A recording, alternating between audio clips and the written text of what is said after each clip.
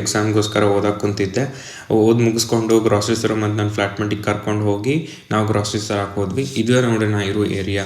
ಮತ್ತು ನನ್ನ ಫ್ಲ್ಯಾಟ್ಮೇಟ್ ಖಾಲಿ ಇರೋದಿಲ್ಲ, ಬರೀ ನಂಗೆ ಹೊಡಿತಿರ್ತಾಳೆ. ಅದಕ್ಕೆ ನಾನು ತಿರ್ಸಿ ಹೊಡಿತೀನಿ ಆಕಿ. ಆಮೇಲೆ ರೇವೆಗೆ ಹೋಗಿ ಈ ಕಾರ್ಡ್ ತೊಗೋಬೇಕಂದ್ರೆ ಇಲ್ಲಿ ರೊಕ್ಕ ಹಾಕ್ಬೇಕು ರೀ, ಅಂದ್ರೆ ಹೊರಗೆ ಬರುತ್ತೆ. ಯಾಕಂದ್ರೆ ಅಲ್ಲಿ ಇಲ್ಲಿ ಬಿಟ್ಟು ಹೋಗ್ಬಾರ್ದು. ನಾ ರೊಕ್ಕ ಮರ್ತು ಬಂದಿದ್ದೆ, ಅದಕ್ಕೆ ಆ ಕಾರ್ಟು ಬರಲಿಲ್ಲ. ಅದನ್ನು ಬಿಟ್ಟು ರೇವೆ ಒಳಗೆ ಹೋದ್ವಿ. ನಾನು ಫಸ್ಟ್ ಚಿಕನ್ ಸೆಕ್ಷನಿಗೆ ಹೋಗಿ ಚಿಕನ್ ತೊಗೊಂಡೆ. ಚಿಕನ್ ಎಷ್ಟು ಎಕ್ಸ್ಪೆನ್ಸಿವ್ ಗೊತ್ತಾ ರೀ? 6.74. ಯಪ್ಪ, ಸೋ ಎಕ್ಸ್ಪೆನ್ಸಿವ್.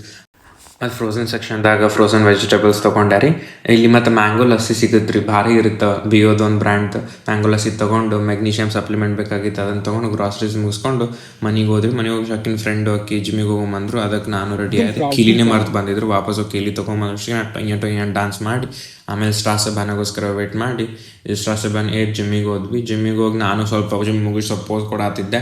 ಆಮೇಲೆ ಮನೆಗೆ ಬರೋಷ್ಟಿಗೆ ಆಮೇಲೆ ಎಲ್ಲ ಚಾಲೂ ಮಾಡಿದ್ರಿ. ಆಕಿನ ಡ್ಯಾನ್ಸ್ ನೋಡ್ಕೋತ ಆಮೇಲೆ ಬಿಗ್ ಬಾಸ್ ನೋಡ್ಕೋತ ಊಟ ಮಾಡಿ